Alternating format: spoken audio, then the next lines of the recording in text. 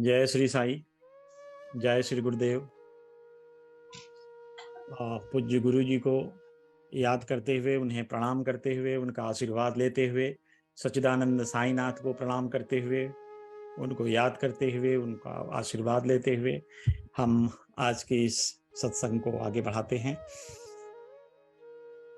जैसा आप सभी लोगों को विदित ही है कि पिछले बार हम लोग जब मिले थे तो हम 40वें अध्याय पर परिचर्चा किए थे, जहां पे बाबा की एक अनोखी लीला हमने देखी थी कि हेमाद पंत को उन्होंने स्वप्न दिया था कि मैं तुम्हारे घर होली के दिन दोपहर को खाने पर आऊंगा, जिसका हेमाद पंत को कभी भरोसा नहीं हो रहा था कि सच्चिदानंद साईनाथ शिरडी के उस प्रांगण को छोड़कर, वहां के सुस्वादु भोजन को छोड़कर भला उनके घर रूखी सूखी खाने बांदा में कैसे आएंगे।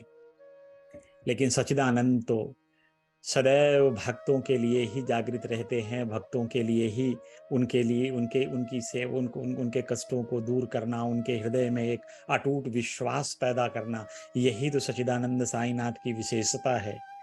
और सच्चिदानंद साईनाथ महाराज हेमाद पंत के घर किस रूप में आए, उन्होंने दोपहर का भोजन किस रूप में ग्रहण किया, तो ये सबको हम लोग इस सब चीज़ों पे परिचर्चा किए थे कि उसी समय इस्मू मुजावर और मोहम्मद हुसैन, ये लोग इनके घर आकर के बाबा की एक तस्वीर दिए थे, और उस तस्वीर को हेमाद पंत जी ने पंक्ति में जहाँ बाबा के लिए थाली लगाई थी वहाँ रखकर भोजन प्रारंभ किया था। तो सच्चिदानंद साईनाथ महाराज ने कहा था कि जिस रूप में हमें आना है उस रूप में मैं आऊँगा ही। जब मैंने वचन दिया है तो वचन निभाता हूँ, और ये सच्चिदानंद साईनाथ की बड़ी विशेषता है। ऐसी तमाम लीलाएं सच्चिदानंद की देखने को मिलती हैं जिसमें बाबा ने जब भक्तों से कोई आश्वासन देते हैं तो उस आश्वासन को वो पूरा भी करते हैं। लेटेस्ट अगर इसका एग्जाम्पल हम बॉम्बे से लें तो हमारे मंदिर में एक भक्त हैं, उनके बेटे की शादी थी। उन्होंने अपना पहला कार्ड सच्चिदानंद साईनाथ महाराज के शरण में, चरण में जाकर रख दिया और उनको आमंत्रित किया कि बाबा मैं पहला आमंत्रण आपको देता हूं, इसके बाद मैं अपना आमंत्रण सब लोगों को दूंगा। सच्चिदानंद साईनाथ महाराज, मेरी आपसे एक ही प्रार्थना है कि आप मेरे घर भोजन के लिए अवश्य पधारेंगे। हमारे जो ये फंक्शन है, जो ये कार्यक्रम हो रहा है, इस कार्यक्रम में हमें आपकी उपस्थिति चाहिए बाबा। हमें किसी न किसी स्वरूप में आप अवश्य पता चलाएंगे कि आप आ गए। ये बहुत पुरानी घटना नहीं है, अभी ये 1 महीने भी नहीं हुए हैं। मंदिर की तरफ से जब जाते हैं हम लोग वेंकट जी किसी शादी वादी में, तो यूजुअली हम लोगों की ये परिपाटी रही है कि मंदिर से बाबा का एक वस्त्र, जो बाबा को उपयोग में लाया जाता है, वो वस्त्र लेकर के हम लोग जाते हैं शादी में। उनको एक भेंट स्वरूप एज ए के मंदिर ट्रस्ट की तरफ से ये भेंट हम लोग अवश्य देते हैं जो होस्ट होता है। तो उस दिन ऐसा हुआ कि वेंकट ने तो बाबा की जो वस्त्र हैं वो लेने की ठानी, और उनकी मिसेस ने सोचा कि चलो एक बाबा की चित्र ही ले जा करके, जो हम लोग एक काका साहब के घर में जब बाबा आए थे उनकी तस्वीर प्रधान जी के यहाँ से आई थी, तो उस वाले बाबा की तस्वीर को लेकर के वो साथ में गए। जैसे ही उन्होंने वह बाबा की तस्वीर उसको दी, वो भक्त फूट फूट कर रोने लगे, और स्टेज पे रोते रोते ही उन्होंने बाबा को धन्यवाद दिया। बाद में उन्होंने कहानी सुनाई कि मैंने तो अपना पहला निमंत्रण सच्चिदानंद साईनाथ को दिया था। मैं यह जानता जरूर था, विश्वास भी अडिग था कि बाबा किसी न किसी के रूप में मेरे पास आएंगे जरूर, और मुझे, क्योंकि मैं अज्ञान हूं, तो मुझे एहसास भी कराएंगे कि ले मैं आ गया। और जब बाबा की चित्र उनको मिली सो गदगद हो गए, उनकी आंखों से अश्रु की धारा बह निकली थी। ये सच्ची घटना मैं बता रहा हूं। तो सच्चिदानंद साईनाथ को जो भी भक्त प्रेम से बुलाता है, प्यार से बुलाता है, स्नेह से बुलाता है, प्रेम ते प्रकट हूं ही मैं जानी, भगवान तो हर जगह विद्यमान है। सच्चिदानंद साईनाथ की गुरु शक्ति संपूर्ण सृष्टि में व्याप्त है, लेकिन प्रकटित होने के लिए आपके हृदय में प्रेम चाहिए। जिस क्षण आपके हृदय का प्रेम जागृत हो जाएगा, सच्चिदानंद साईनाथ की अनुभूति आपके मानस पटल पे, हृदय पटल पे उच्चरित हो जाएगी, दिखाई पड़ जाएगी। तो ऐसी ही घटना हेमाद पंत के साथ हुआ था कि उनको अली मोहम्मद साहब ने उनको जो तस्वीर दी थी हेमाद पंत जी को, हेमाद पंत जी इस तस्वीर के रूप में बाबा की उपस्थिति दर्ज हुई और हेमाद पंत जी की खुशी का कोई ठिकाना नहीं था। तो चूंकि हेमाद पंत लोग उनके घर पे उनके आमंत्रित अतिथिगण दोपहर के भोजन के लिए तैयार थे, भोजन परोसा जा चुका था, घृत डाला जा चुका था, तो इसलिए अली मोहम्मद ने उनको ज्यादा डिस्टर्ब नहीं किया। उन्होंने कहा कि इस चित्र मैं क्यों दे रहा हूं आपको, और ये मेरे पास कैसे आया, और ये आपके पास तक इसकी यात्रा कैसे हुई, इसका वर्णन मैं कभी जब अगली बार आपसे मिलूंगा तब करूंगा। वो आज वो दिन है, उसके लगभग इस घटना के जब साईनाथ महाराज की तस्वीर श्री हेमाद पंत जी को उनके घर में अली मोहम्मद के द्वारा प्राप्त हुई, उस घटना के करीब 9 साल बाद अली मोहम्मद की मुलाकात हेमाद पंत से होती है। और जैसे ही ये मुलाकात होती है तो वो पुराना चित्र, जब सच्चिदानंद साईनाथ महाराज चित्र के रूप में हेमाद पंत के घर में पधारे थे, वो इनके मानस पटल पे छा जाती है। हेमाद पंत जी ने तो बिना देर लगाए अली मोहम्मद से बोला कि आपने मुझे वादा किया था कि आप मुझे बाबा की इस चित्र की कथा सुनाएंगे, वो अभी अधूरी रह गई है, कृपया करके आप उसे सुनाइए। अब अली मोहम्मद तैयार हो गए कि चलो ठीक है, मैं अब सुनाता हूं आपको अपनी कथा कि ये चित्र मेरे पास कैसे आया था और मुझे कैसे प्रेरणा हुई कि मैं यह चित्र ले जाकर आपको समर्पित करूं, आपको दूं। और भला माहौल तो देखिए कि कैसे समय पे सच्चिदानंद साईनाथ महाराज की यह प्रेरणा फलीभूत हुई कि जिस समय आप सच्चिदानंद साईनाथ महाराज का प्रतीक्षा कर रहे थे, ठीक उसी समय मैं यह चित्र लेकर आपके घर में प्रकटित हुआ। यह सच्चिदानंद साईनाथ की एक ऐसी लीला है जो भक्तों के हृदय में विश्वास भरती है, यह दिलासा दिलाती है कि जब भी मन से पुकारोगे सच्चिदानंद साईनाथ तुम्हारे पास अपनी उपस्थिति दर्ज कराते हैं। तुम अगर विपत्ति में बुलाते हो तो सच्चिदानंद साईनाथ महाराज उस विपत्ति का नाश करने के लिए, उस विपत्ति को दूर करने के लिए, आपको इस संकट से उबारने के लिए आपके सदस्य उपस्थित हो जाते हैं। ऐसा सदगुरु मिलना बड़ा मुश्किल है। तो अली मोहम्मद जी ने कहा कि भाई आप तो जानते हैं कि मेरा घर यहीं मध्य बम्बई की एक बस्ती में है। सो मैं यहाँ रहते रहते एक दिन ऐसे ही टहल रहा था शाम को, तो टहलते टहलते मैं एक दुकान पे चला गया। वहाँ बहुत से लोगों की फोटो लगी थी, बड़े गुरुओं संतों की फोटो लगी थी, तो मुझे भी एक फोटो आकर्षित किया और वह फोटो थी सच्चिदानंद साईनाथ महाराज की, जिसको मैं चाहता था, जिनके आदर्शों का मैं पालन करता था, जिनका मैं दिन रात स्मरण करता था। उनकी तस्वीर मिलने से मुझे बेहद प्रसन्नता हुई। मैं बहुत खुश हुआ कि बाबा ने मुझे यह तस्वीर के रूप में आज बाबा मेरे सामने आ गए और सच्चिदानंद साईनाथ के प्रति उनका जो अगाध प्रेम था वो जागृत हो गया। तो कह रहे हैं कि फिर मैंने ऐसे क्या किया कि उस तस्वीर को मैं खरीद लिया और खरीद करके ला करके अपने घर में दीवार पे टांग दिया।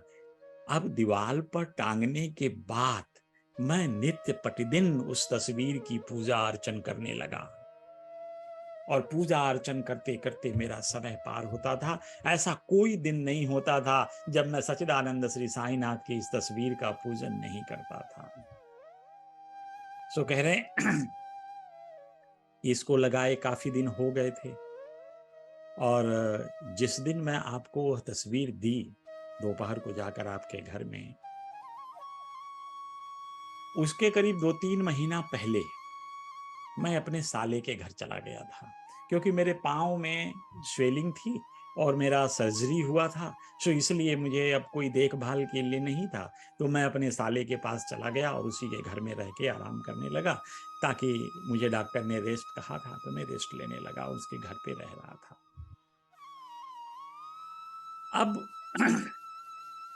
मेरे घर में जो तस्वीर लगी थी सच्चिदानंद साईनाथ की, उनके साथ साथ मैंने कई और बाबाओं की तस्वीर, जो संत थे उनकी तस्वीर, जैसे मोहम्मद हुसैन साहब की तस्वीर थी, मौलाना साहब की तस्वीर थी, अब्दुल रहमान साहब की तस्वीर थी, ताजुद्दीन बाबा की तस्वीर थी। ये सारे चित्र अपने घर में इन्होंने दीवालों पे टांग रखा था और उनका रोज नित्य पूजन करते थे।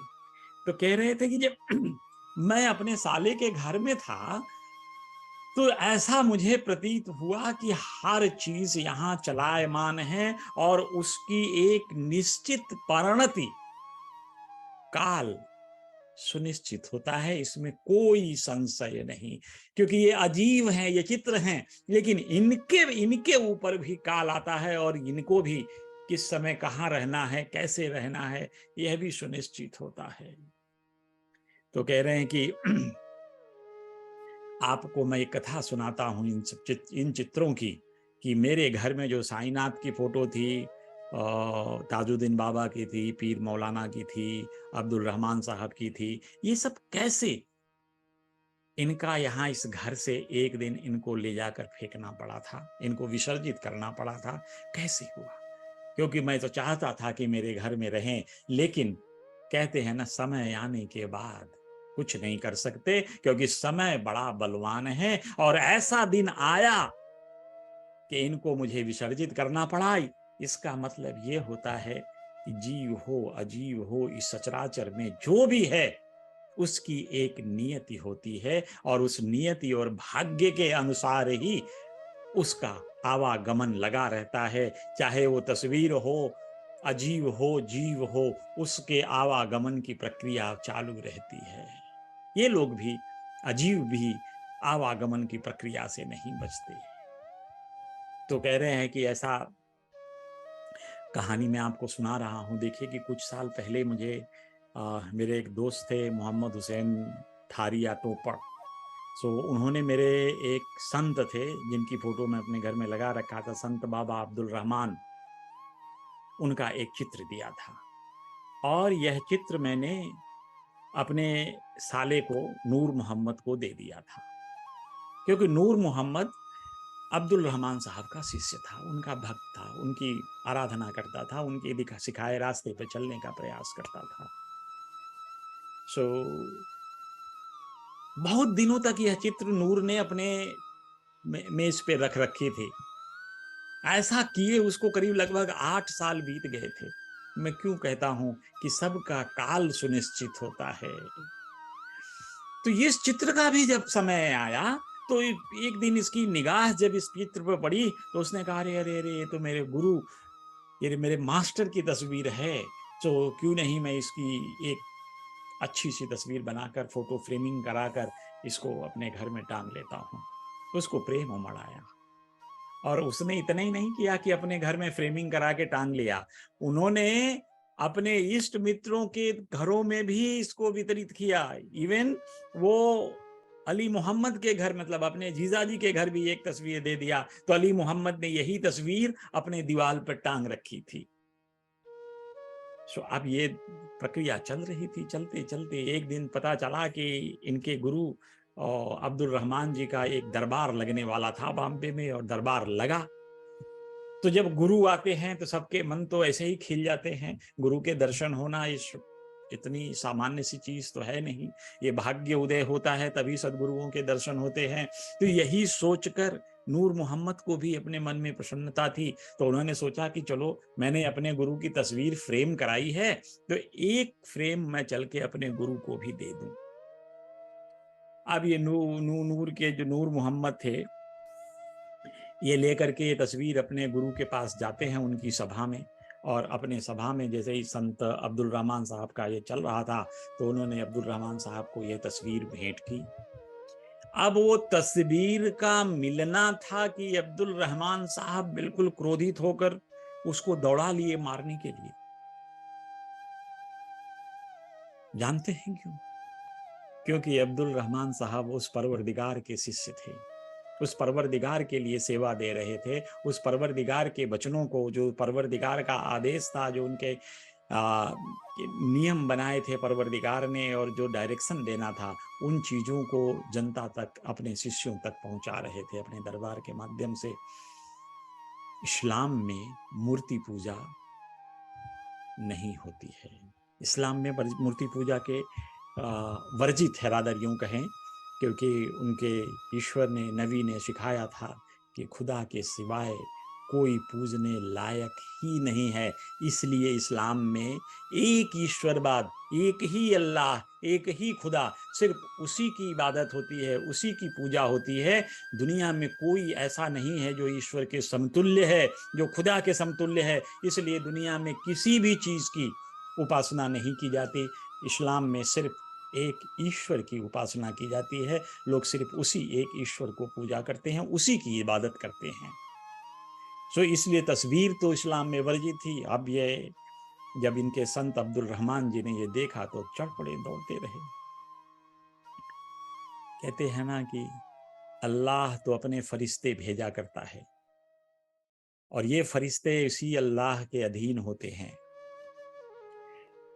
इसलिए इन फरिश्तों को सलाम तो किया जा सकता है, लेकिन इन फरिश्तों को अल्लाह की तरह पूजा नहीं किया जा सकता।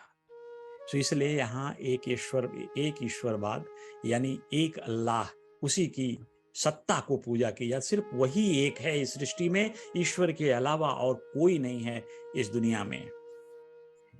और ईश्वर का एक ही घर है जहाँ पे जो हम ये जो उनके उपासक मानते हैं अल्लाह के लिए कि तौहीद है एक उनका मक्का में। इसीलिए जितने भी इस्लाम को मानने वाले हैं, जब वो नमाज पढ़ते हैं तो मक्का की तरफ अपना सर करके, उनको प्रणाम करके, मुंह करके उनको अभिवादन करते हैं, उनका नमाज पढ़ते हैं कि ये ईश्वर का घर है, ये अल्लाह का घर है। अल्लाह तो एक ही है, परवरदिगार एक ही है, और परवरदिगार के अलावा इस सृष्टि में और कुछ भी नहीं है। इस सृष्टि की संरचना ही परवरदिगार ने किया है। जो अब इतनी बातें जब इस्लाम सिखा रही है, तो कैसे अब्दुल रहमान बाबा मूर्ति पूजा को आगे बढ़ाते, अपनी फोटो को आगे बढ़ाते। तो लिहाजा उन्होंने इनको दौड़ाया मारने के लिए, बहुत नाराज हुए। अब नूर मोहम्मद की हालत देखिए। एक आदमी जब अपने इच्छा अनुसार बड़ी उत्साह के साथ अपने गुरु की तस्वीर बनवाई और गुरु उससे उत्तेजित हो गए, नाराज हो गए, उनको मारने तक को तैयार हो गए। सो इसने कहा कि एक तो मैंने पैसा भी व्यय किया, इन सब की फ्रेमिंग कराई, और अपने गुरु की नाराजगी भी मोल खरीद ली। तो नूर मोहम्मद को बहुत तकलीफ हुई। नूर मोहम्मद ने फटाफट दौड़ते दौड़ते दौड़ते जितने भी लोगों को ये तस्वीर वितरित की थी, सब लोगों से कहा कि तस्वीर इकट्ठा किया, भाई मुझे दे दो। और तस्वीर जा जा के सबके घरों से वो चित्र ले आए और ले जा करके इनको मुंबई में समुद्र में विसर्जित कर दिया। अब चूंकि अली मोहम्मद के घर में तो ताला लगा था, अली मोहम्मद खुद नूर मोहम्मद के घर में रह रहे थे, तो अली मोहम्मद से इसने कहा कि अली, अगर तुम अपने घर में जितनी भी तस्वीर लगा रखे हो सबको विसर्जित कर दोगे, हटा दोगे, तो तुम इस दुख से दूर हो जाओगे। शायद तुम्हारे दुख का कारण यही है कि तुम मूर्ति पूजक बन चुके हो, अपने घर में लोगों की मूर्तियां लगाए हो। तो अली मोहम्मद को भी समझ में आया कि बात तो कुछ सही हो सकती है जैसा ये देख रहे हैं।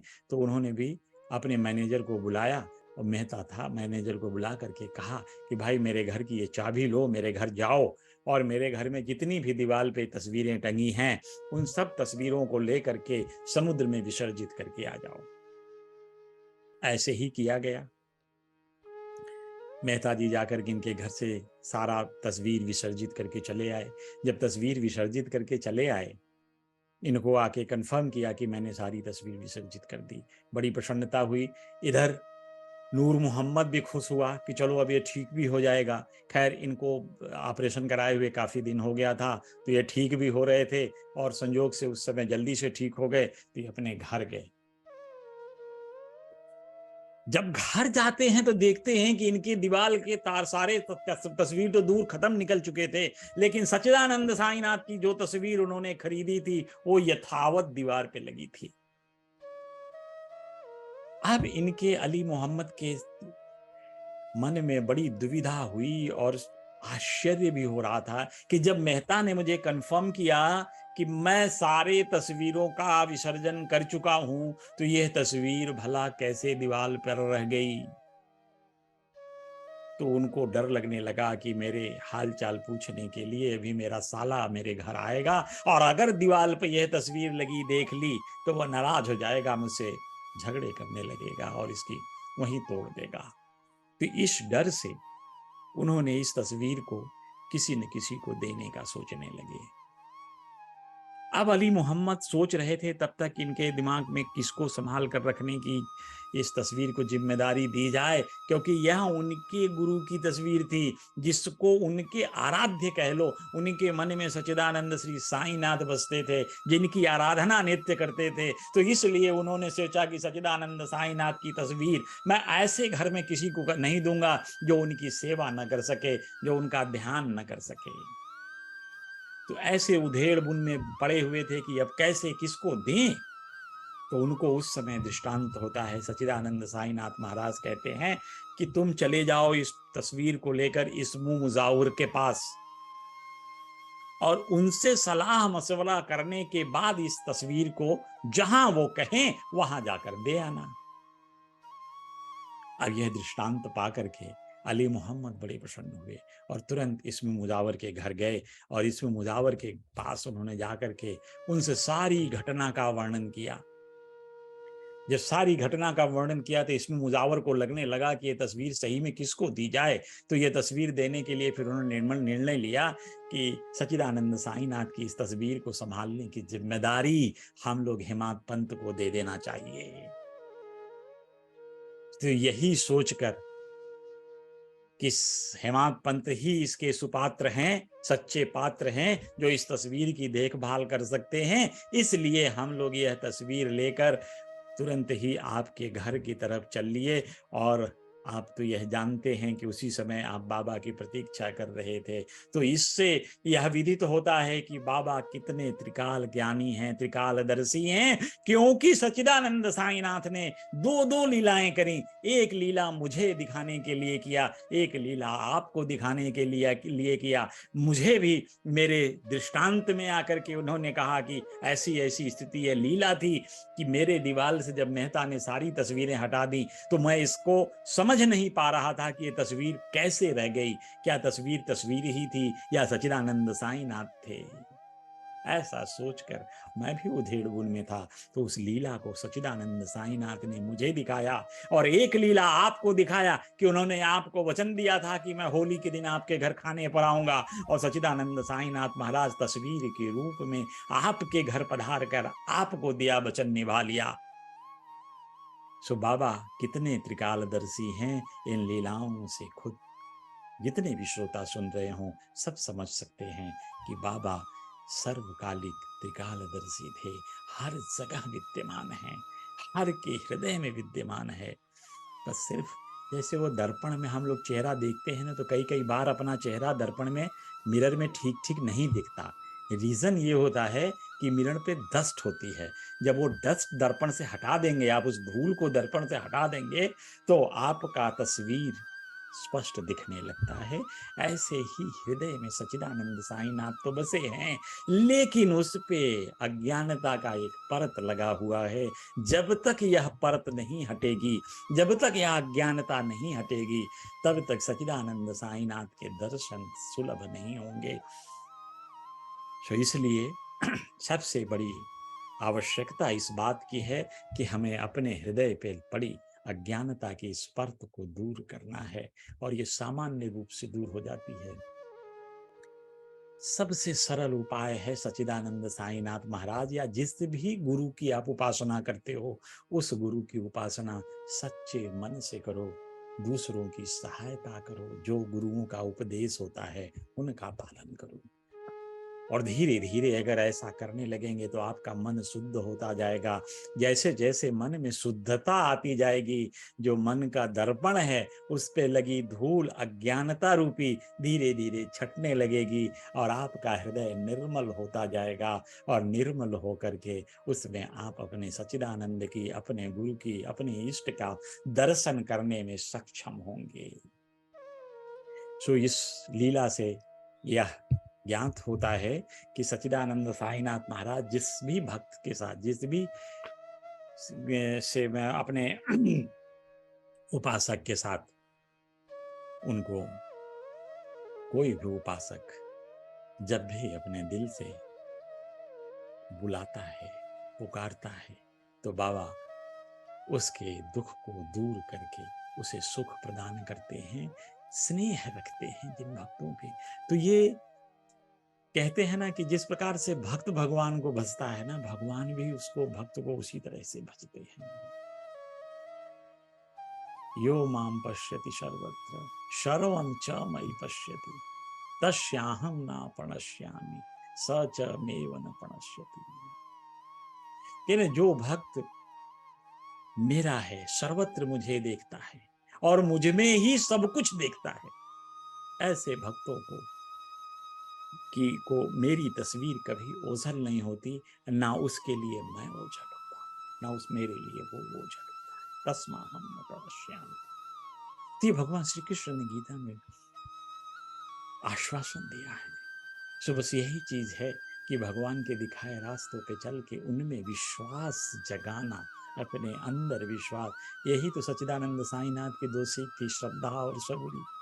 श्रद्धा रखना, सब्र करना, विश्वास रखना, सब्र करना, और ये दोनों पूरक हैं। जब श्रद्धा आएगी तो विश्वास आएगी, तब सबूरी अपने आप आ जाएगी। जब सबूरी आ जाएगी तो श्रद्धा अपने आप आ जाएगी। तो इसलिए ये दोनों पूरक हैं। इसलिए बाबा कहते हैं कि श्रद्धा और सबूरी दोनों आवश्यक गुण हैं जो हर मनुष्य को अपने अंदर ढालना चाहिए। अब एक और लीला हम बाबा की देखते हैं। इस लीला में बाबा की कुछ ऐसी लीलाएं हैं कि आपके हृदय में कुछ ऐसी विश्वास जागृत कर देंगी कि बाबा की विस्मृति आपको कभी नहीं होगी। आप प्रयास करोगे, आप चाहोगे कि सच्चिदानंद साईनाथ सदैव मेरे आंखों के सामने बने रहें। बीवी देव जी के बारे में हम लोगों ने पिछली बार भी देखा था। बीवी देव को मैं सामान्यतया से बता दूं कि बीवी देव दहाड़ू के जब मामलतदार थे, तब उसी समय नाना साहब चांदोरकर वहां के डिप्टी कलेक्टर हुआ करते थे। आप सभी लोगों को विदित है कि नाना साहब चांदोरकर को बाबा ने कितने बुलावे दिए जाने के लिए। नाना साहब चांदोरकर शिरडी जाने के लिए तैयार ही नहीं हो रहे थे, तो सच्चिदानंद साईनाथ को कुछ ऐसे लीलाएं करनी पड़ी जिसके वशीभूत होकर चौथे बुलावे में नाना साहब चांदोरकर को शिरडी जाना पड़ा। और जब एक बार शिरडी गए, सच्चिदानंद साईनाथ का दर्शन हुआ, तो उस दर्शन ने इनके हृदय को परिवर्तित कर दिया और ये सच्चिदानंद साईनाथ के अनन्य भक्त बनकर रह गए।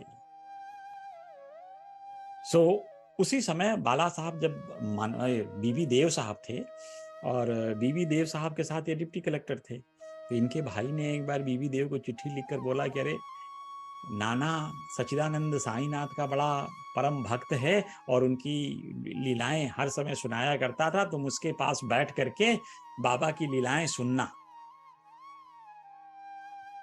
तो वीवी देव ने कहा कि मैं तो सुनूंगा बाबा की लीलाएं। उन्होंने सुना तो क्या सुना कि नाना साहब ने कैसे बाबा का दर्शन प्राप्त किया, इसके बारे में नाना साहब ने पहले इनको सुनाया। तो इनके मन में अहंकार जागृत हुआ कि नाना साहब को अगर बाबा 4 बार बुलाते हैं, नाना साहब सरकारी अधिकारी हैं, ये डिप्टी कलेक्टर हैं, तो मैं भी तो मामलतदार हूं, मेरी भी ओहदा इनसे कोई कम नहीं है। तो ऐसी परिस्थिति में मैं भी शिरडी तभी जाऊंगा जब सच्चिदानंद साईनाथ मुझको बुलाएंगे। और हुआ ये कि इनको कोई बुलावा उलावा आया नहीं, लेकिन इनके मन में भाव जागृत हो गया। तो ये 1910 में पहली बार शिरडी गए और बाबा के दर्शन प्राप्त करने के बाद जब बाबा से संपर्क हुआ इनका, तब बीवी देव साहब बाबा के अनन्य भक्तों में से एक बन गए। काफी दिन शिरडी रहते थे, फिर दाणू आते थे, फिर शिरडी चले जाते थे, और इन्होंने बड़ा योगदान दिया है शिरडी साईं संस्थान के निर्माण में। और शिरडी साईं संस्थान से जो साईं लीला पत्रिका निकलती थी, उसमें काफी लेख भी लिखते थे। तो उन दिनों की जो बाबा की लीलाएं थी, ऐसे ही संग्रह की गई हैं। सो साईं लीला पत्रिका में जो लोग भी बाबा के बारे में जानते थे वो सब उसमें डालना शुरू कर देते थे, अपना लीलाएं, बाबा की लीलाएं लिखने शुरू कर देते थे। तो साईं लीला पत्रिका से जो लीलाएं प्रकाशित होती थी तो सब भक्तों को बाबा के बारे में पता चलता था, दूर दराज के थे, जो शिरडी नहीं जा पाए थे। तो एक दिन 1914 की बात है, ये 1914 में पहुंचे शिरडी छुट्टी लेकर के, और कारण था उनका कि इनकी आदत थी कि भगवत गीता का एक अध्याय नित्य पाठ करते थे और थोड़ा बहुत बहुत से और दूसरे ग्रंथों का भी पाठ पारायण किया करते थे।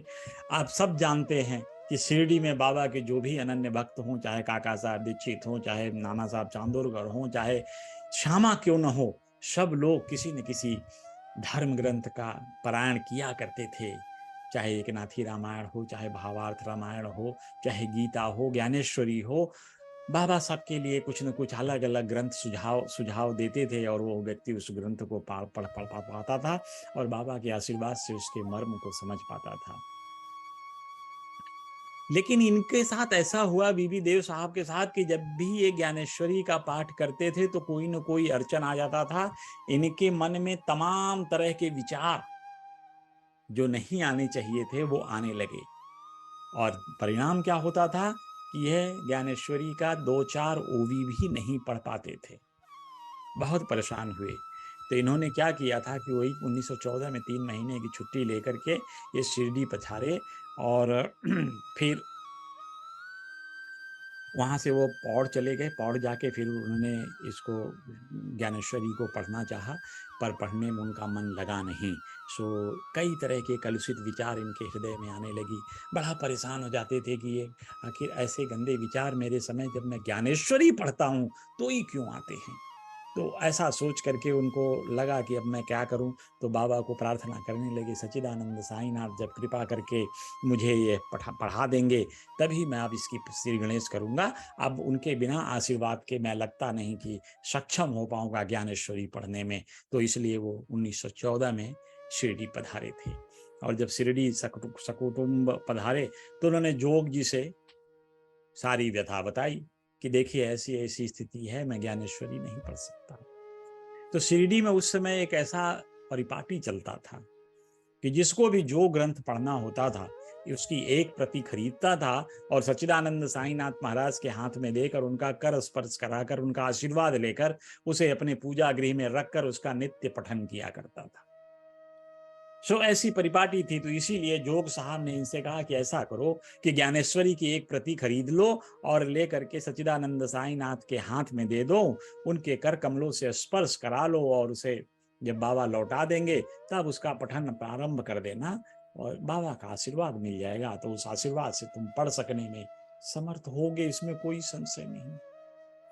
तो देव जी ने यही कहा। कह रहा ऐसा क्या, ये कौन सी प्रणाली आप बता रहे हैं, मैं इसको श्रेयस्कर नहीं मानता, मैं इसको उचित नहीं मानता। जब सच्चिदानंद साईनाथ महाराज अंतर्यामी हैं तो उनको मेरे हृदय की इच्छाएं जो मेरे अंदर चल रही है कि मैं ज्ञानेश्वरी पठन के लिए उनके पास आया हूं, मेरी यह इच्छा है कि ज्ञानेश्वरी पठन मेरा निर्बाध रूप से हो, मेरा मन लगे ज्ञानेश्वरी पढ़ने में, जो मेरे कलुषित विचार आते हैं ज्ञानेश्वरी पठन में वो सब दूर हो जाएं। तो सच्चिदानंद साईनाथ तो सबके मन की गति जानते हैं, तो क्या वो मेरे मन की गति नहीं जानते? मैं क्यों किताब खरीद करके, ज्ञानेश्वरी खरीद करके उनके कर स्पर्श कराऊं? मैं तो उनकी शरण में आया हूं, ये उनको पता होना चाहिए। मेरे गुरु समर्थ गुरु हैं, इसलिए मैं इस परिपाटी जो आप बता रहे हैं मैं इसको नहीं मान्यता देता। फिर क्या, गए बाबा के पास दर्शन करने, तो बाबा ने उनसे 20 रुपया दक्षिणा मांगी और उन्होंने दक्षिणा दे दी। फिर रात्रि को जब वो वाड़े में आए थे तब उनका बालक राम जी से भेंट हुआ। अब बालक राम जी के बारे में मैं इतना ही बता दूं कि बालक राम भी बाबा के अनन्य भक्तों में से एक थे।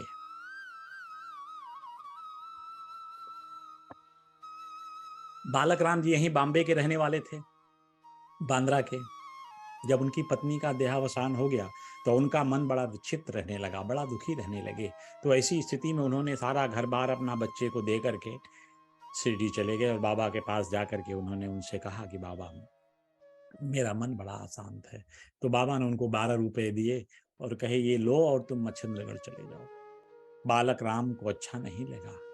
बालक राम कहने लगे कि मैं तो आया था अपने गुरु के पास और गुरु ने मुझे ये दक्षिणा दे के तरका रहे हैं कि जाओ मच्छिंद्रगढ़, अपने से दूर भगा रहे हैं। बाबा ने बहुत समझाया, तब बालक राम जाकर मच्छिंद्रगढ़ गए और जब मच्छिंद्रगढ़ में बैठ करके काफी दिन तपस्या कर लिए, काफी भगवान का ध्यान कर लिए, तो एक दिन जब ध्यान करने के अवस्था में जाने से पहले ही बाबा का दृष्टांत हुआ। दृष्टांत में ऐसा लगता है कि सच्चिदानंद साईनाथ आपके सामने खड़े हैं। अब सच्चिदानंद साईनाथ खड़े होकर के उनको दर्शन दिए। तब उन्होंने बाबा से पूछा कि बाबा, आपने मुझे मच्छिंद्रगढ़ यहाँ क्यों भेजा, इस निर्जन जगह पे क्यों भेजा? तब बाबा ने कहा कि तुम्हारे हृदय में जो एक भाव भर गया था कि मैं सिर्फ 3.5 हाथ का एक पुरुष शिरडी में ही रहता हूं, तो वह ऐसा नहीं है। मैं सर्वत्र व्याप्त हूं। तुम्हें यह आभास कराने के लिए मैं तुम्हें मच्छिंद्रगढ़ भेजा था। तो यही बालक राम उस समय शिरडी में थे। तो इन्होंने, देव साहब ने बालक राम से पूछा कि आखिर आपको बाबा से कैसे लगाव हुआ, कैसे बाबा का आशीर्वाद आपको मिला, कैसे आपका बाबा के साथ जुड़ाव हुआ, तो अपनी भक्ति के बारे में थोड़ा मुझे बताइए। तो बालक राम ने कहा कि ऐसा है कि ये बात तो नहीं बता पाऊंगा, लेकिन दूसरे दिन की जब आरती खत्म हो जाएगी तो आरती के खत्म होने के पश्चात मैं आपको पूरा वृत्तांत बैठ के द्वारिका माई में ही सुना दूंगा। अब ये बात दूसरे दिन की आ गई। दूसरे दिन जब देव साहब बालाराम के साथी द्वारिका माई गए, सो बाबा ने उनको किनारे बुला करके उनसे 20 रुपया की दक्षिणा फिर मांगी। उन्होंने सहर्ष भेंट कर दी। अब भीड़ बहुत थी तो बाबा ने उनको एक एकांत में बिठा दिया था अपने पास। और उसके बाद फिर जब सब आरती हो गई तो सब लोग अपने अपने घर जाने लगे। ये जो शिरडी की परिपाटी थी, सबको बाबा आशीर्वाद देते हैं, उदी लगाते हैं, सब लोग बाबा को प्रणाम करते हैं। तो ये दोपहर की आरती के बाद ऐसा होता रहा। तो इसके बाद जब सब लोग अपने अपने घर चले गए तो देव की आंखें तो बालक राम को ढूंढ रही थी। उठकर भागे बालक राम की तरफ बाबा के पास से कि चलें बालक राम से पूछ लें कि उनको कैसे भक्ति प्राप्त हुई। अब बालक राम की भक्ति की बात करने के लिए तुरंत गए उनके पास। और बालक राम जैसे ही उनसे पूछा कि महाराज अब समय हो गया, आपने आज बताने के लिए कहा था, तो मैं अब आपके पास आ गया, अब आप बता दें। तो जैसे ही वो बालक राम अपना मुंह खोलने के लिए तैयार हुए, वैसे ही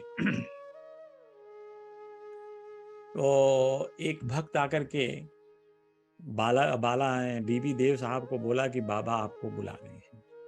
तो जब बाबा का आज्ञा आ गया तो बीबी देव जी भाग करके बाबा के पास गए। बाबा के पास जाते हैं तो बाबा ने उन्हें बिठाया और कहा कि ऐसा है कि तुम कहाँ थे, क्या कर रहे थे? कहें बाबा आपका गुणगान श्रवण कर रहा था बालक राम से। तो बाबा ने कहा अच्छा, तुम 25 रुपया दक्षिणा दो मुझे। तो उन्होंने 25 रुपये की दक्षिणा बाबा को दे दी।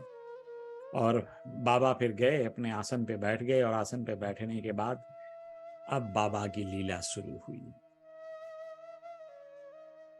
बाबा ने उनसे कहा कि देव, तुमने मेरी चिंदियों की चोरी कर ली, तुम एक चोर हो।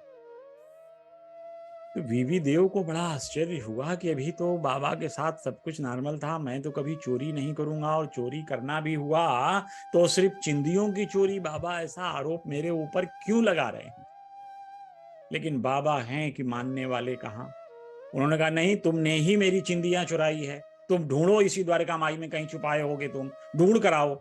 अब ये देव साहब हो गए परेशान, लगे ढूंढने, इधर उधर चिंदियां गई कहाँ, चिंदियों को ढूंढने में समय जाता है। अब ये परेशान हुए, चिंदियां ढूंढने लगे, ढूंढ कर आए तो बाबा से कह रहे हैं बाबा मुझे चिंदियां ना मैंने चुराई है ना मैंने कहीं रखी है, मुझे पूरी द्वारिका माई में चिंदियां नहीं मिली। तो बाबा ने कहा कि तुम्हारे बाल तो सफेद हो गए हैं, इतने बुढ़े हो गए हो, वृद्ध हो गए हो, तुम अंतिम समय में आ गए हैं, लेकिन तुम्हारी चोरी की आदत आज भी नहीं गई। अब बाबा क्रुद्ध हुए और जो उनको लेफ्ट राइट लिया उनकी तो हालत खराब हो गई। आंखें लाल करके बाबा लगे डांटने इनको, और डांटने लगे, गालियां देने लगे। देव के पास कोई ऑप्शन तो था नहीं सिवाय सुनने का। मन में सोचने लगे कि आखिर बाबा ऐसा नाराज क्यों हुए, क्यों हमें गालियां दे रहे हैं सच्चिदानंद साईनाथ महाराज, मैंने तो कोई गलती नहीं की। अपने अंतर मन को टटोल रहे हैं कि आखिर मेरे से गलती कहाँ हुई। अब देव को लगने लगा था कि सच्चिदानंद साईनाथ अब उनको मारेंगे, क्योंकि बाबा शिरडी में पीटते भी थे लोगों को। तो देव साहब को डर सताने लगा कि अब बाबा मारेंगे, और 1 घंटे तक बाबा उनको ऐसे ही डांटते रहे। 1 घंटे के बाद बाबा ने कहा, अच्छा तुम बाड़े में जाओ। जान बची लाखों पाए। भागकर जब ये वाड़े में आते हैं, और वाड़े में आते ही इनको परेशान देखकर लोगों ने पूछा, बालक राम ने भी पूछा कि क्या हुआ, जोग साहब ने पूछा क्या हुआ, ऐसे तुम्हारी मुंह दशा क्यों है। सो इन्होंने अपनी पूरी हाल बता डाली कि बाबा मुझे चिंदियों के चक्कर में कितना डांट सुनाए, और मैंने चिंदियां तो पूरी ढूंढी, एक भी चिंदी कहीं नहीं मिली, और मैं बहुत परेशान हूं, मेरा गुरु मुझसे नाराज हो गए हैं।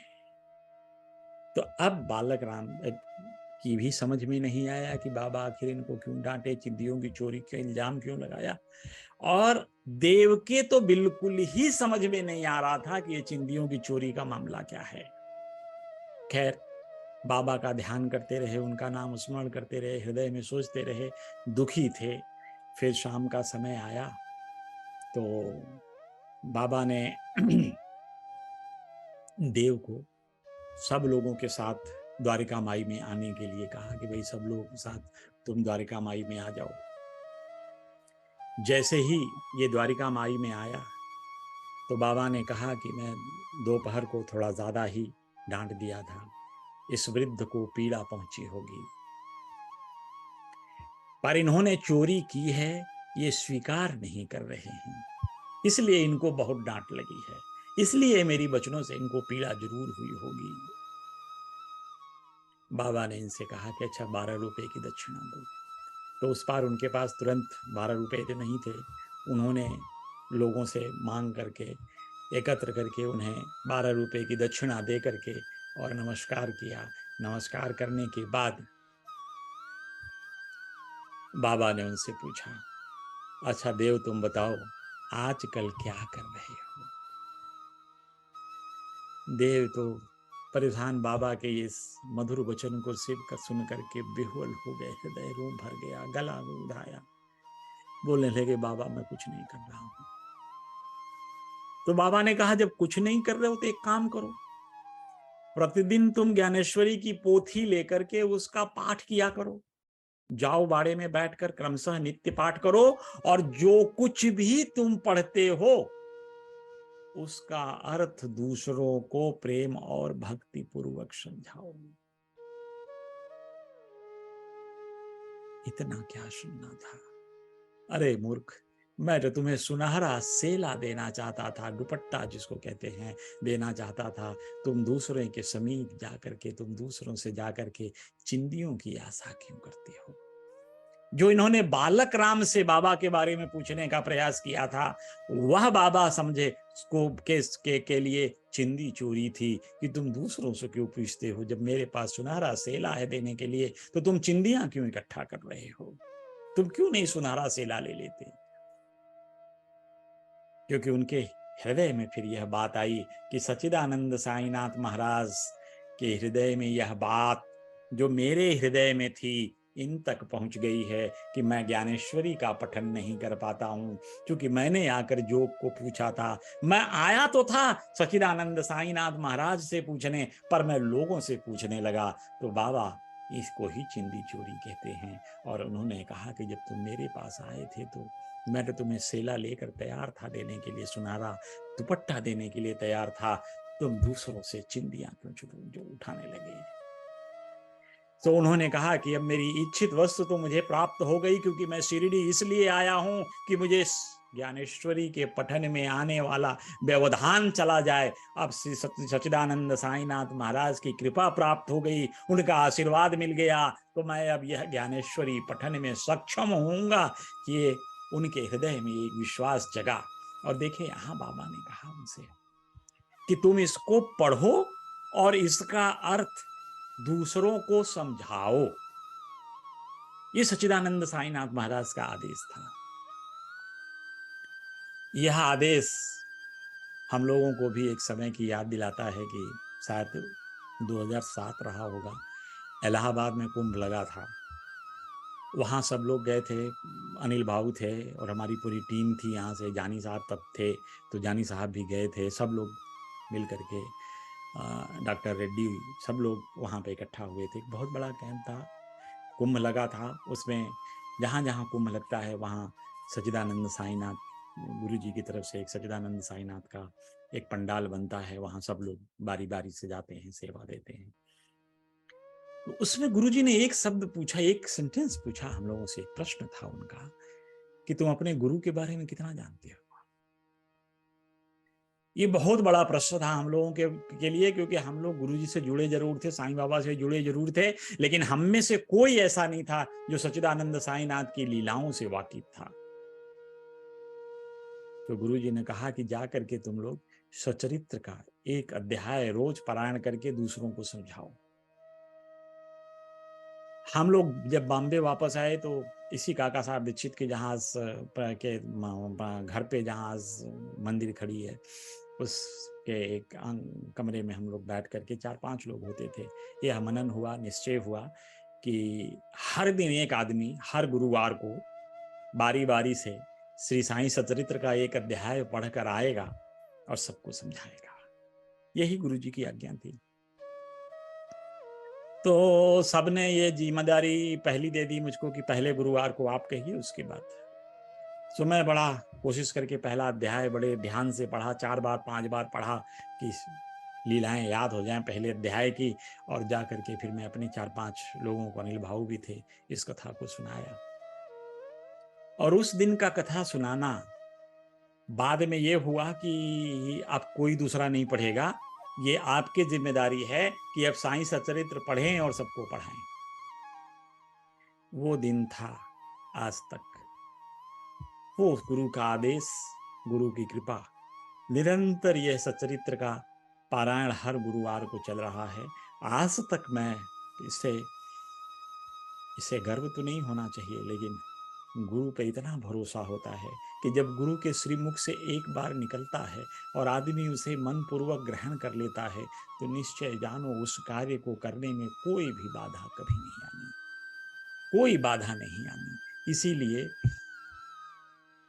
बीबी देव साहब ने भी बाबा से श्री ज्ञानेश्वरी के पठन का आदेश दिया और बाबा ने उनसे कहा खुद पढ़ो, दूसरों को भी पढ़ाओ। काका साहब दीक्षित भी यही किया करते थे। वो जो भावार्थ रामायण पढ़ते थे उस पे प्रवचन किया करते थे, जा जाकर अपने भक्तों को, जो भी बाबा के भक्त थे उनको लीलाएं समझाया करते थे, ताकि लोगों के हृदय में ऐसी भाव जुटे, ऐसा एक तरह से कहते हैं ना कि उनको भी इसकी तरफ आकर्षित करें, कि उनके भी जीवन में अच्छे गुण आ जाएं, सच्चिदानंद साईनाथ की तरफ लौट जाएं। और भगवान श्री कृष्ण तो गीता में यही कहते हैं कि ऐसे लोग जो खुद पढ़ते हैं, ज्ञान अर्जित करते हैं और फिर यही ज्ञान भगवत भक्ति के बारे में दूसरों को बांटते हैं, वो उनके लिए, भगवान श्री कृष्ण के लिए अति प्रिय हैं। और यही चीज सच्चिदानंद साईनाथ महाराज ने भी कहा कि तुम ऐसा करो कि जो सीखो, जो पढ़ो, वो दूसरों को भी पढ़ाओ। इतनी सिमिलरिटीज हैं गुरुजी में और बाबा में, तो मैं तो और एक चीज ध्यान रखिए कि जब भी सच्चिदानंद साईनाथ या कोई सदगुरु आपको कोई आदेश देता है, जब भी उसकी कृपा आप पे आती है, तो यह निश्चय जानो कि यदि आप मनपूर्वक उसको ग्रहण करते हैं, भावपूर्वक ग्रहण करते हैं, अपने हृदय में रखते हैं और उसी के हिसाब से आचरण करते हैं, तो गुरु का आपके साथ होना सुनिश्चित रहता है। और गुरु जब सुनिश्चित करता है कि आपके रास्ते में, इस भक्ति के रास्ते में कोई बाधा आए, तो उस बाधा को दूर भी करना गुरु सुनिश्चित करता है। कहते ना अनन्योस चिंतयन्ते मां जे जना पर्युपासते तेषां नित्याभियुक्तानां योगक्षेमो वहाम्यहम्। मैं उसका वो योगक्षेम ही वहन कर लेता हूँ, जितनी भी बाधाएं उसके रास्ते में आएंगी सदगुरु वहन कर लेते हैं, उन बाधाओं को काट देते हैं, दूर कर देते हैं। इसीलिए गुरु की आज्ञा का पालन करना, अपनी समर्थता को मत देखना। तुम समर्थ होगे, गुरु ने समर्थता प्रदान की है, तभी गुरु कोई काम आपको देता है। जब गुरु को यह समझ में आ जाता है कि आप यह काम करने में समर्थ हो, तो गुरु आपको काम देता है, नहीं तो गुरु काम क्यों देगा आपको। सो निश्चिंत होकर, जब भी गुरु से कोई प्रेरणा मिलती है काम करने की, निश्चिंत होकर करिए, क्योंकि गुरु सदैव आपके साथ हैं, आपका इष्ट सदैव आपके साथ रहेंगे, इसमें कोई संशय नहीं है। तो अब यह जान करके जब ऐसा होने लगा, इन्होंने पारायण किया, पाठ किया, इनको अच्छा लगने लगा, भाव समझ में आने लगा, जितना समझते थे उतना समझाते भी थे। और अब जाकर के बीवी देव साहब को चिंदियों की चोरी का भाव समझ में आया कि आखिर सच्चिदानंद साईनाथ महाराज उन्हें चिंदी चोर क्यों कहेंगे। सो इसलिए जो शंका आपके हृदय में आती है, उसका समाधान वृत्ति आप खुद ढूंढो, गुरु के साथ मिलकर प्रार्थना करो कि उसकी समाधान वृत्ति हो जाए। कहीं इधर उधर निरर्थक दूसरों से पूछताछ करना अनुचित है। इसलिए बाबा के इस भाव को बीवी देव साहब समझ पाए। अब देखिए, मैंने कहा ना कि ऐसा ही नहीं है कि गुरु का एक आदेश मिल गया, उन्होंने पढ़ना शुरू कर दिया और बात खत्म हो गई। सच्चिदानंद साईनाथ ने यह भी इंश्योर किया कि ये पढ़ाई लिखाई चल रही है, ठीक से प्रवचन चल रहा है, दूसरों को समझा रहे हैं, नहीं समझा रहे हैं, कोई बाधा तो नहीं आ रही है, कि आप पूर्ववत इनके हृदय में कोई कलुषित विचार तो नहीं आते हैं। इसके लिए बाबा ने एक दिन उसी साल अप्रैल 1914 में गुरुवार के दिन सुबह ही इनको स्वप्न आता है। स्वप्न में बाबा आते हैं, सच्चिदानंद साईनाथ, और बाबा आते ही पूछते हैं, क्या तुम्हें पोथी समझ में आई? देव ने स्वीकारात्मक उत्तर न दिया, नहीं बाबा, समझ नहीं आती। तो बाबा कहने लगे, अरे देव, तुम अब कब समझोगे? देव के आंखों से टप टप आंसू गिरने लगे, और रोते रोते ही देव ने बोला कि बाबा, मैं निश्चय पूर्वक कह रहा हूं कि जब तक आप अपनी कृपा रूपी मेघ वृष्टि मेरे ऊपर नहीं डालेंगे, तब तक मैं असमर्थ हूं। इसका सही भाव समझना मेरे लिए असंभव है। क्योंकि काका साहब, वो नाना साहब चांदोरकर भी तो संस्कृत के प्रकांड विद्वान समझा करते थे अपने आप को, और बाबा ने एक दिन उनको एक श्लोक का अर्थ पूछ करके उनको निरुत्तर कर दिया था। सो इसलिए बेबी देव ने स्वप्न में भी ये कहा कि बाबा, आपकी कृपा दृष्टि के बिना गूढ़ अर्थ समझना मुश्किल है। तब बोले, बाबा ने कहा, अच्छा चलो तुम मेरे सामने पढ़कर सुनाओ। लगे पढ़, जल्दी जल्दी गए ज्ञानेश्वरी। तो कह रहे, देखो तुम्हारी परेशानी क्या है कि तुम बहुत जल्दीबाजी में पढ़ते हो। जब भी किसी धर्म ग्रंथ का अध्ययन करो तो धीरे धीरे पढ़ो, शब्दों को समझ कर पढ़ो, और उस भाव में जियो अपने आप को, उस लीला में जियो, उस लीला के साथ साथ चलो, तब तुम्हें उसकी गूढ़ता समझ में आ जाएगी। और फिर ये भागने गए, भागते भागते पोथी लेकर आए, और जो पोथी लेकर आए कि कुछ बाबा को पढ़कर सुना दूं, तब तक बाबा अंतर्ध्यान हो चुके थे, और इनकी मतलब ये कि इनकी निद्रा खुल गई, और निद्रा खुलने का मतलब हुआ कि स्वप्न गया। सो देखिए सच्चिदानंद साईनाथ महाराज कैसे दयालु हैं कि अपने भक्त को हर क्षण ध्यान रखते हैं और उसके साथ रहते हैं, उसके भक्ति में आने वाली बाधाओं को भी सच्चिदानंद साईनाथ महाराज सदैव दूर करते हैं। इतना ही नहीं, एक लीला का मैं और उदाहरण करूंगा इसमें कि देव साहब के एक सबॉर्डिनेट थे, उनका नाम था कवले पाटिल। कवले पाटिल भी एक गुरु के शिष्य थे। अब कवले पाटिल के घर में एक मंदिर थे, तो मंदिर जीर्ण शीर्ण हो गई थी, तो उन्होंने कहा एक उसमें जिस मूर्ति का पूजन करते थे, तो उन्होंने फिर कहा कि चलो मूर्ति निकाल करके उन्होंने मंदिर का जीर्णोद्धार कराया।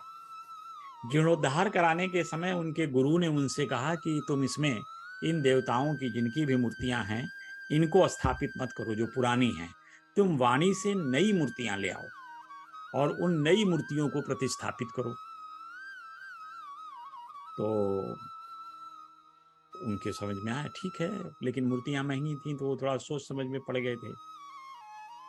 तो जब ये इनको देव साहब को पता चला तो देव साहब ने कहा कि क्यों नहीं, चलो बाबा से बात करते हैं इससे। तो कवले साहब के लिए उन्होंने बाबा से पूछने के लिए सामा को चुना। तो सामा गए बाबा के पास।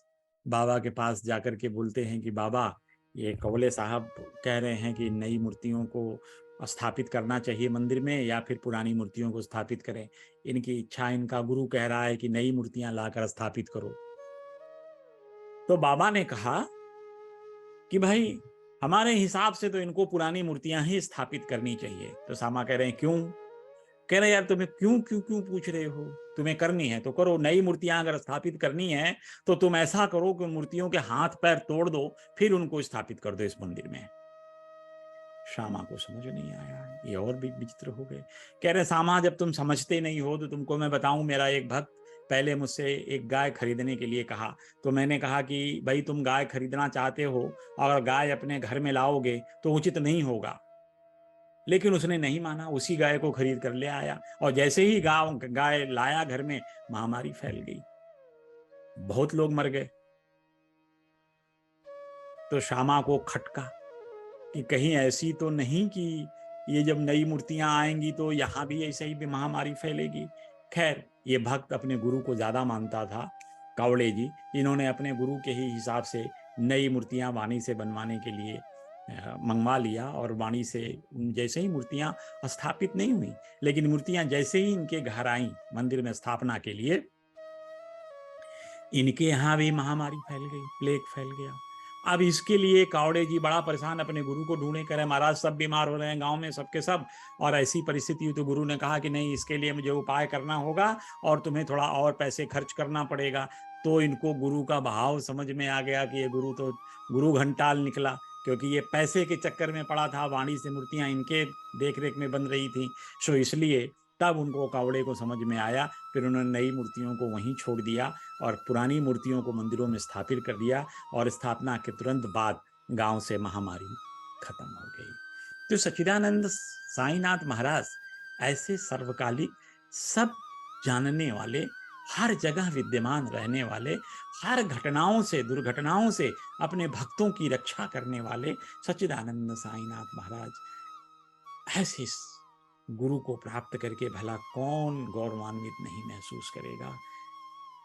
हम तो इसीलिए कहते हैं ना कि ये बाबा की वैशिष्ट्यता है कि जब प्रेम से उन्हें पुकारोगे तो सदैव अपने भक्तों की मदद के लिए बाबा तत्पर रहते हैं। जय श्री साईं। आज हम कथा को यहीं विराम देते हैं।